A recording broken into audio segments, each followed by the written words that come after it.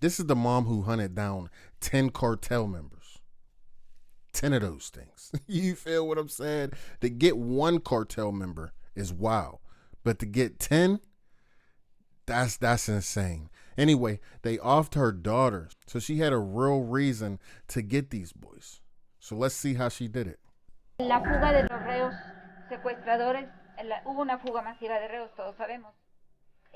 Debido a en esa fuga masiva se fugan dos. Because of the mass escape to uno fue recapturado, pero uno aún sigue vivo.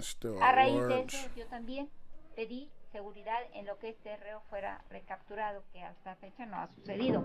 Miriam Rodriguez is a mother who tragically lost her daughter to the brutality of Mexican cartels. Overwhelmed by pain and a thirst for justice, Miriam transformed from a grief-stricken mother into a vigilante activist. This is the powerful story of a mother who relentlessly pursued 10 cartel members responsible for the death of her beloved daughter. Let's dive into the life of the main character.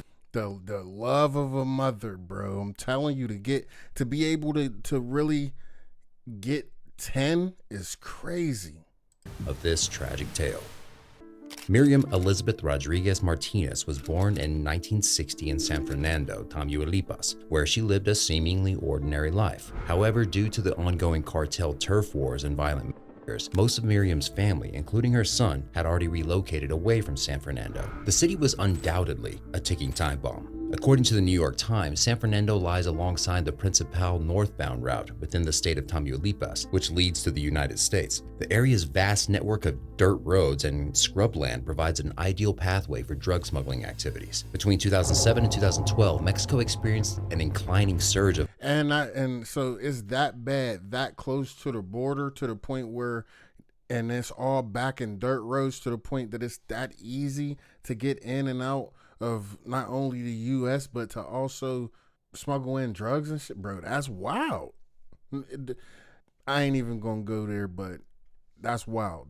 Violent occurrences that led to a 3 times increase in the number of murders. During this time, more than 60,000 lives were lost to violence, and countless civilians were either reported missing or forced to abandon their homes in fear of danger. The surge was encouraged by a significant increase in drug trafficking and the changes in government propositions to combat drug trafficking organizations. This situation highlights the difficulty that Mexico confronts in its battle with growing crime rates. Despite the anger, Miriam's 20-year-old daughter, Karen Alejandra Salinas Rodriguez, decided to stay in the city to finish her education and assist her mom with her business. Everything was as great as it could be. Unfortunately, tragedy hit the Rodriguez family.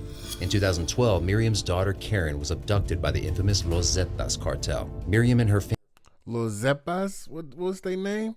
2012, Miriam's daughter Karen was abducted by the infamous Los Zetas cartel. Miriam and her family searched tirelessly for her daughter. The Zetas demanded the family pay a heavy ransom in exchange for their daughter's life. The term Los Zetas might sound familiar to you. You see, Los Zetas is a Mexican criminal organization based in Nuevo Laredo. The gang originated in the late 1990s when commandos of the Mexican army abandoned their ranks and started working as the enforcement arm of the Gulf cartel. That's why it's crazy over there, that the fact that you can just you can be in a military or they army, bro, and just like jump ship and abandon. Like, if you did that to a U.S., bro, I ain't even gonna lie, you would be captured quick than a motherfucker. Zeta was one of the most dangerous drug cartels and was known to utilize shock and awe tactics, which means they don't hesitate to torture, kill, or beat other people. The gang is mostly involved in drug trafficking, but they also operate through protection rackets, assassinations, extortion, kidnappings, and other illegal activities. Last week, you had the worst in this entire drug war, with 72 migrants killed by the Zetas, one of the drug cartels that operates primarily just below Laredo and Brownsville, Texas. They actually operate all over Mexico, but that's sort of their home base. They're accused of gunning down 72 migrants. That's obviously the worst that's occurred in what's an incredibly bloody 72. And y'all can't do nothing about these boys. They killed 72. The drug war here. Two cartels that are in what amount to a cartel war now, and they are apparently two of the most vicious cartels in Mexico. So they're their first instinct is to kill you rather than deal with you. Rather than kidnap you and ransom you, we'll just kill you. Most importantly, the Zetas are one of the main instigators behind the violent turf wars in Mexico. Now, the Tijuana cartel traditionally ran the drugs business in the city, but the Sinaloa cartel has moved into their turf and taken away some of the business. It means now that the city is at the center of a major and bloody turf war, making it one of the most dangerous cities in the country. Turf wars are conflicts or battles that occur between rival groups or organizations over control of a territory. Crime organizations, street gangs, and cartels fight for dominance over specific areas to exert influence, power, and control. These turf wars can lead to violent outcomes, mass casualties, and an increase in crime rates. There are many reasons why turf wars happen, but they usually center around conflicts over drug distribution, human trafficking, or gang rivalries. The former notorious Mexican drug lord and leader of the Beltran-Leyva cartel, Edgar Valdez Villarreal, was also known to engage in rivalry wars with the Los Zetas. It was reported that the Zetas kidnapped and killed Valdez's brother as an act of revenge. As a result, Edgar Valdez Villarreal captured 4 members of the Zetas, whom he and shot on camera. The video was later acquired. He captured them and killed them on camera? By Dallas Morning News. And against rival gang members, murder. Police say you can hear LaBarbie's voice interrogating these men just before they're arrested. So, as you can see, these cartels and gang members aren't hesitant to abduct or even kill someone to get what they want. The issue of turf wars and gang violence has prevailed over the country of Mexico for years, and communities have been affected by the ongoing brutality. They pose significant threats to people's safety and security, and they also disrupt the efforts of law enforcement agencies tasked with countering organized crime and gang-related violence. Karen Rodriguez is one of many victims of this savagery. Through the cloud of tragedy loomed over the Rodriguez family, Miriam was determined to get her back. On a fateful day in 2012, 20-year-old Karen Rodriguez was driving her truck through a rural area when 2 trucks encircled her. 2 men came at her with guns, dragging her from the car. So they encircled her. She was driving, and they just abducted her right there. Like how? Why? Like what is the motive? You ain't even know she bad. She thick. She could have been a big girl in there. Like I'm saying, you got her out of there for what? What is the point of stopping random people? You feel me? Now that's whenever it's getting too wicked. Now if you got some shit going on with this person or that person or this group or this gang, or maybe even those gangs relatives or maybe girlfriend or whatever the fact, you know what I'm saying? But a random person is just crazy. And into theirs. Later, the 2 men took her to the Rodriguez family home and tied her up. They were about to proceed with their ransom plan when a family friend dropped by and witnessed the scene, ruining the kidnappers' plans. At this point, the kidnappers decided to abduct both Karen and the family friend. After the kidnapping took place, Karen's family started receiving threats and ransom demands. Miriam and her family had no choice but to take out a loan from the bank to pay their daughter's ransom. Yes, a loan. Apparently, there have been so many kidnapping for ransom incidents in the city of San Fernando that the bank started issuing ransom loans. Miriam and her husband... What? So instead of fighting the crime, y'all printing up money to pay these buff. Hey, yo, come on. That's diabolical. If I know y'all giving out ransom loans, you know what I'm saying? No, you fit. That's why they grabbing random people now. I just said that right before I start pressing, bro. I just said that. I'm like, why would they, like, it's getting wicked because they grabbing random people. Yeah, I'm grabbing random people. My ops ain't even gonna try. My ops ain't trying to pay me. They trying to come kill me. I'm gonna grab a random person now if that's the case. I'm saying in this situation, because your mom can just go to the bank and get a loan for you, and then I get the bread. Husband almost had no trouble receiving one. They were willing to pay as long as their daughter was safe. Miriam and her husband were told to drop the ransom money off at a local medical facility. They were directed to wait at a nearby cemetery for further instructions, but the couple was not contacted. Miriam refused to give up. She asked to meet with the gang members, and they agreed. The meeting took place at a local restaurant called El Junior. Miriam met with a man who tried to demand more money from her without telling her the whereabouts of her daughter. Miriam couldn't get any information from this person. However, he was said to be wearing a cheap plastic radio on his belt. Miriam reported hearing a constant voice coming from the radio and believed his name to be Sama. The man, Sama, stated that he didn't have Karen, but they could help Miriam locate her daughter for... Hey yo, Miriam is on some real some Law and Order CSI joint. What's that? What is it? Oh no, the Special Victims Unit. I think that's it. I don't know. For a fee. The challenges Miriam faced to locate her daughter's whereabouts became even more daunting. Desperately, Miriam agreed to pay the gang $2,000, but they still wouldn't answer her calls. Finally, when they did return the calls, the kidnappers asked for an extra $500. The family continued to wait, but Karen never returned. Miriam is now separated from her husband and living with her eldest daughter, Azalea. She knew at this point that Karen would not be returning. The heartbroken mother swore to keep searching until she tracked down every one of her daughter's kidnappers. Y'all mess with the wrong family. My Talina ain't playing no games with y'all. This is where Miriam's vigilante detective work begins. An important note to remember is that the reason Miriam had to go to such lengths to investigate her daughter's disappearance is because the police refused to do any work to help the Rodriguez's family. Miriam is more determined than ever to find these people who took her daughter away from her. And where better to begin than with Sama, the only member of the gang she met with. Remember that family friend who was abducted along with Karen? He was actually released shortly after his abduction because he wasn't worth anything to the kidnappers. Miriam managed to press him for the physical description of his. Y'all let him go because he wasn't worth nothing, but y'all killed her and she paid? Yeah, I'm lost. You could tell. I'm no criminal. That's delusion. That's delusional. I'm letting the person that paid go, and the person that couldn't pay did do what you want of him. But his captors, which was enough for Miriam to confirm that Sama was involved in her daughter's disappearance. In this day and age, almost everyone has a social media account. It's not hard to locate someone, even a notorious gangster. Miriam begins scouring the internet to try to locate the face of the man she met at the restaurant. Miriam spent hours and hours searching Karen's profile for the slightest hint of anything related to her kidnapping. While browsing on Facebook, she eventually stumbled upon a picture of a man who bore the resemblance to Sama. He was standing next to a woman dressed in an ice cream store uniform. After conducting a more thorough investigation, it was revealed that the uniform belonged to a store in Ciudad Victoria, which was nearly 2 hours away from her location. She immediately recognized him from their meeting at the El Junior restaurant. Miriam located the ice cream shop and began stalking the store on a regular basis.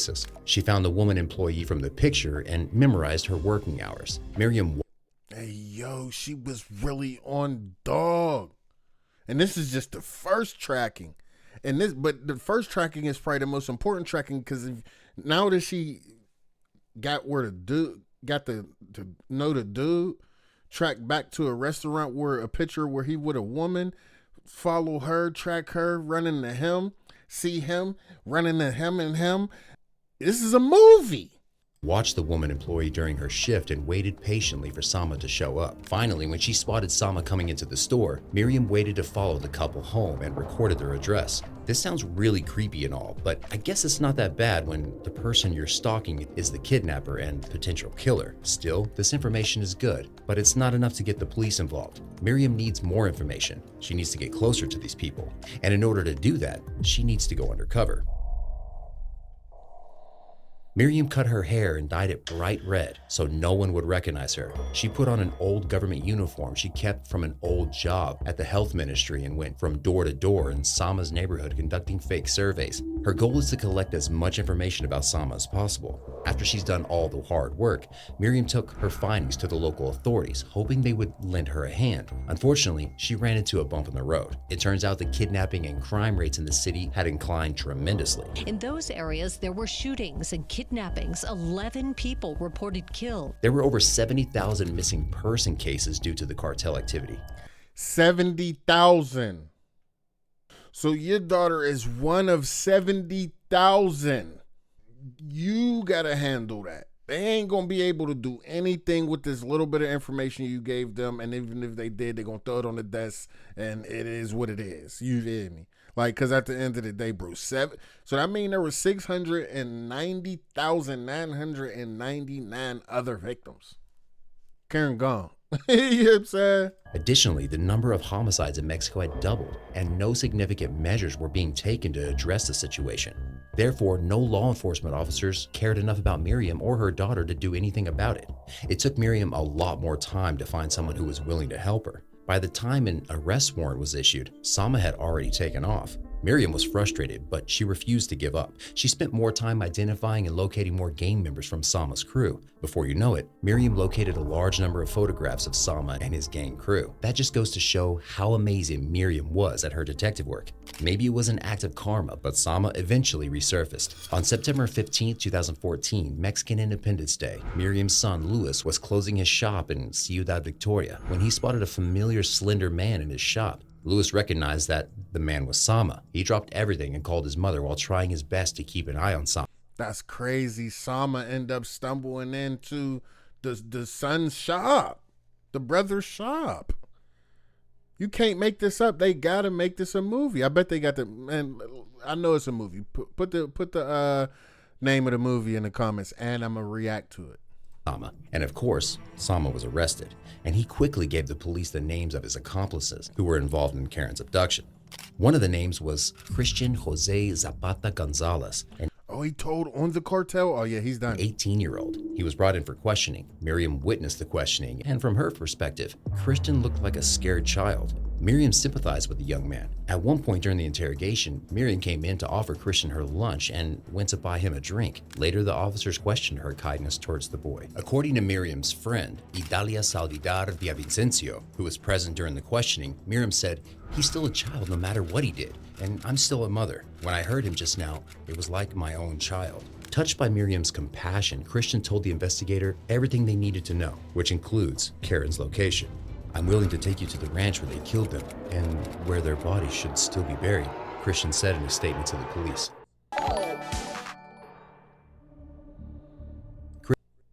Beat Bop, what's the deal? Welcome to the GoHamm fam. Appreciate you, gang. Christian led them to an abandoned ranch house near San Fernando, Tamaulipas, Mexico, that was littered with bullet holes, a remnant of a gunfight months earlier. The place was left in a horrifying condition. While scouring through the debris of the ranch house, Miriam Rodriguez stumbled upon a scarf. Miriam recognized the scarf belonging to her daughter, and she also found a seat cushion from Karen's truck on the top of the pile. This discovery confirms Miriam's suspicion that her daughter had been killed, except forensic claims that Karen's body wasn't recovered at the ranch, which Miriam refused to believe. In 2015, a group of scientists confirmed that Karen's remains were found at the ranch. Following the revelation of an abundant discovery of dead bodies, the region underwent extensive excavation. However, it was only after Miriam insisted on a second check that Karen's femur was finally found. Miriam was driving home from the ranch when she passed by a barbecue restaurant where she had eaten with Azalia 2 days after Karen was abducted. She remembers meeting Elvia Yulisa Betancourt, an old neighbor at the restaurant as well. Miriam recalls asking Elvia if she had seen Karen, which she denied. It could be a sixth sense or a gut feeling, but Miriam thought the interaction was strange enough to have her start looking into Elvia Yulisa Betancourt. She thinks her neighbor could be an accomplice to Karen's kidnapping. Miriam started researching Elvia and found out that she was involved romantically with one of Karen's abductors, who was imprisoned at the time. Like what she did with Sama, Miriam started stalking the prison during visiting hours. She waited until Elvia showed up and had her arrested. It was later discovered that some of the ransom calls received by the Rodriguez family came from her home. Another point to Miriam for having a great sense of observation. Months passed and Miriam continued her research and evidence. So long story short, I thought she tracked them down and killed them. Bro, she tracking them down and really getting justice. And with the evidence, bro, she need hire. I don't care how old she is, bro. Hire her now. Discovery work. Soon, Miriam ran across a man named Enrique Yoel Rubio Flores, who she recognized as one of the culprits behind her daughter's disappearance. The media called him a born-again Christian. Miriam traced Flores back to his hometown in Aldama and paid a visit to his grandmother. Miriam learned from Flores' grandmother that he attended church regularly, so she started attending mass at his church to observe him. Eventually, Miriam contacted the authorities about her findings, and they arrested Enrique Yoel Rubio Flores at the chapel. At the scene of the arrest, Flores' family begged Miriam for mercy, but she scoffed and stated, "Where was his compassion when they killed my daughter?" Yet these weren't Miriam's wildest investigations. At this point, Miriam Rodriguez is 56 years old and has been chasing down her daughter's killers for a few years, but she couldn't care less about herself. Miriam remains persistent. She refuses to back down until she brings all of her daughter's killers to justice. This time she had her eyes on a young florist. Miriam learned that this man used to be a florist before joining the cartel, and he's most likely returned to his old past to stay out of the law enforcement's way. After receiving an anonymous tip, Miriam located the man selling sunglasses near the United States and Mexico border. The man recognized her and ran away. Fortunately, Miriam came prepared. She ran after him, tackled him to the ground, and pointed a gun at him. Miriam detained the man for approximately an hour until the... You let a 65-year-old lady track you down, tackle you, and hold you until the authorities got there, bruv?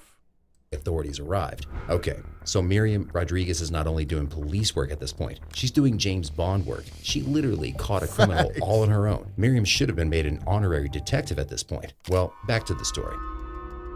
Miriam Rodriguez dedicated 3 years of her life to tracking down almost all of the living gang members responsible for kidnapping and killing her daughter. She managed to hunt down 10 of them in her nonstop. So what one question that I did have was, it don't seem like she got personal evidence on these people individually tied back. So what is she just getting all of their gang or cartel or people just associated with them, and they're just charging them because they're affiliated with the with how much the gang has, took people or unalived them?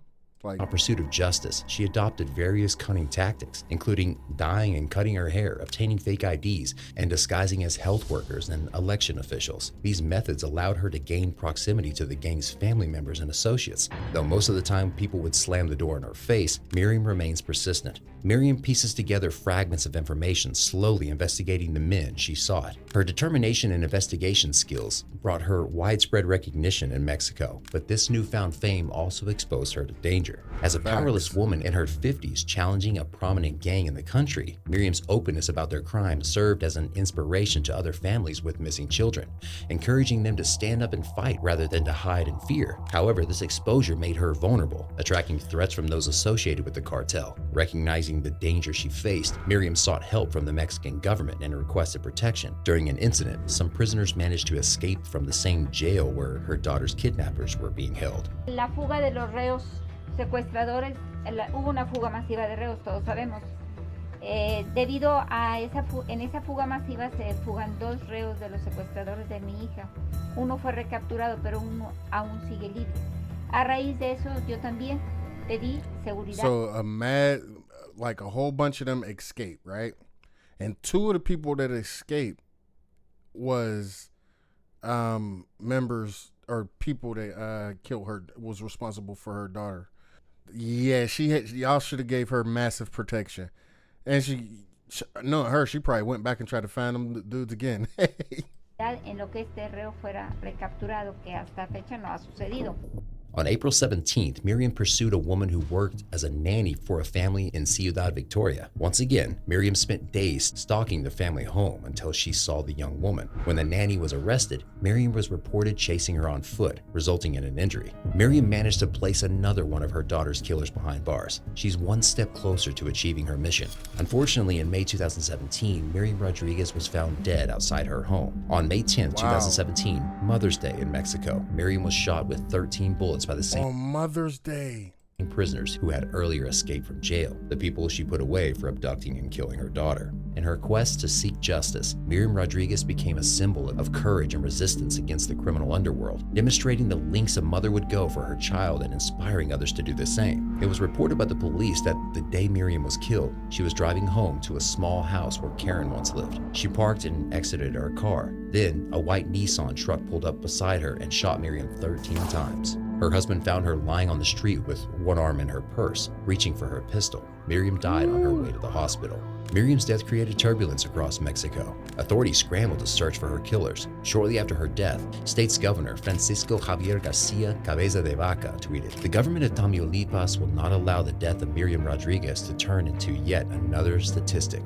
Hashtag no impunity." Clearly, those who put a hit out on Miriam were afraid of her vigilante activism. Miriam passed away, but her message remains untouched. Her son, Louis, desperately wants to find her mother's killers, but he's afraid of following in his mother's footsteps. Louis, how you afraid, nigga? What? Stated, "I won't make the same mistakes as my mom." Seeing the result of Miriam's then don't go out and be as out in the open or as bold as your mom, but you could still follow in the same footsteps of seeking justice, right? You feel what I'm saying? It wasn't like she was, going around and killing these people. She was going around and just tracking them down and getting the authorities to arrest them. Now, if you just like, what's so bad in that? And you're a lot younger. You might get a job if you half as decent. Pursuit, many people worry they will suffer the consequences of the cartel's vengeance. Though, without a doubt, there are people who are actively pursuing justice in honor of Miriam. Miriam Rodriguez's story is a reminder of the risks and challenges faced by those who dare to confront powerful criminal organizations. Miriam is viewed as a hero in her hometown. She has a bronze plaque dedicated to her at the center square. Miriam's commitment to seeking justice for Karen did not end with her death. A month after her passing, authorities received a crucial tip from Miriam, leading to the arrest of an anonymous woman in Veracruz. The police pursued the mother as she attempted to escape San Fernando in a taxi with her son. Shockingly, it was revealed that Karen's captor had subjected her to severe beatings while suspending her from her wrists. Before her death, Miriam Rodriguez had established a group called Colectivo de Desaparecidos de San Fernando, the Vanished Collective, and their purpose was to help others find their missing relatives. Over 600 people had joined the group, but after Miriam's murder, membership in the group started to decline out of concern that they would be the cartel's next victim. Currently, the group is being led by Miriam's son, Luis. Since 2017, crime rates have accelerated in Mexico, and cartel violence has expanded rapidly. In 2020, the police chief, Omar Garcia, suffered 3 gunshot wounds by the Jalisco New Generation cartel. Additionally, the same group was responsible for committing a brutal massacre at the Drug Rehabilitation Center in Guanajuato, resulting in 26 deaths. It goes without saying that Miriam Rodriguez is not a woman of violence and vengeance. Although she sought justice for her daughter's death through excessive means, her actions stem from love, grief, and uprightness. Miriam fought for her daughter, Karen, until her last breath. Through her story, we hope to inspire people to stand up against injustice. But most importantly, we want everyone to protect themselves first. Miriam Rodriguez was an honorable hero. May she rest in peace, and may good faith come to her family. They have suffered great losses over the years. This may be the time for recovering and healing. That's a fact. Hey, I ain't gonna lie. She was a warrior and deserve a round of applause, man. Not too many people, if any at all besides her, would challenge the cartel. That's just what I'm saying. People would go to lengths to find the person responsible, but whenever it's a certain group or people of a certain power, some people, even just like her son, just shy away from being that bold. You hear me? But she got the job done. She got 10 people off of the streets, even though 2 got out and off her, but there was still 8 that she got, bro. She booted. She booted. A lot of people don't even rap like that whenever they is in the streets. She booted. But with that being said, let me know what you think about that joint in the comments. If you enjoyed that, I'll start doing more videos like this. So make sure you let me know in the comments. Make sure you sub to the channel and make sure you like the video. Appreciate y'all. I'll catch y'all on the next one.